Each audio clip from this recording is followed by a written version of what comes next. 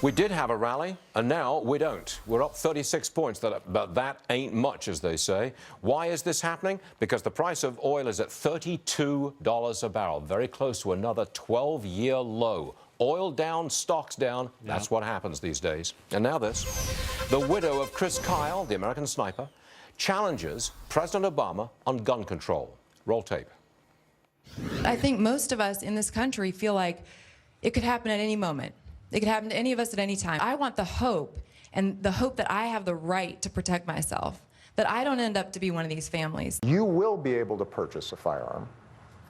Some criminals will get their hands on firearms even if there's a background check. Somebody may lie on a form. Somebody will intend to commit a crime, but they don't have a record that shows up on the background check system. All right, I want some commentary on that exchange. Joining us now, former U.S. Army Special Ops guy, Jason Beardsley. Jason, welcome to the program. You saw that exchange. I'm pretty sure you saw the whole thing last night. What's your response to that exchange? Well, great to be with you, Stuart.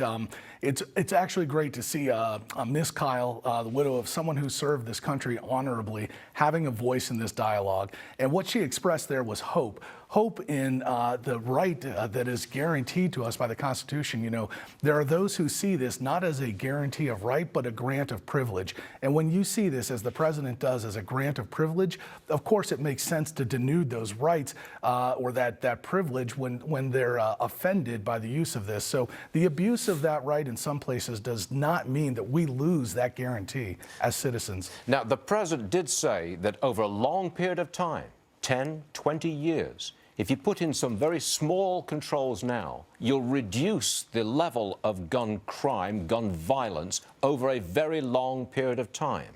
What do you make of that argument? Sure, that sounds like a lot of theory. In reality, what we know is that our founders, Madison, Hamilton, Washington, Jefferson, what they were working on was experience. They were looking at the basis of how did other governments do this? It was the case in history that rulers typically circumscribed these rights to the most narrowly defined limits possible. What they knew was that the original right of self-defense was important to liberty. It was the palladium, as they called it, to liberty. And to defend that right means we don't look at theories 10 and 20 years unrolled in the future, but we look at evidence of the past. I'm inclined to say that the exchange was, the tone of the exchange was exactly where it should be. This is a very contentious issue. It's a life and death issue, let's face it. It's a constitutional issue, but it was discussed last night in modest terms. There wasn't an expression of violent emotion. And I think in that sense, I thought that was a good exchange and a good debate.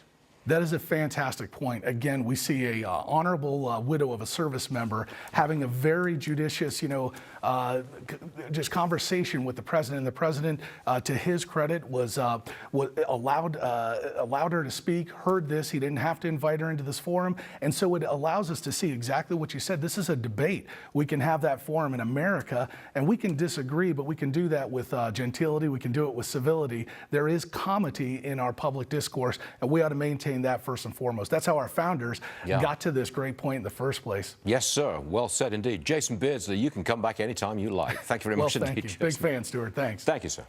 Massive. Have we got a story for you? Massive fraud uncovered in the Chicago public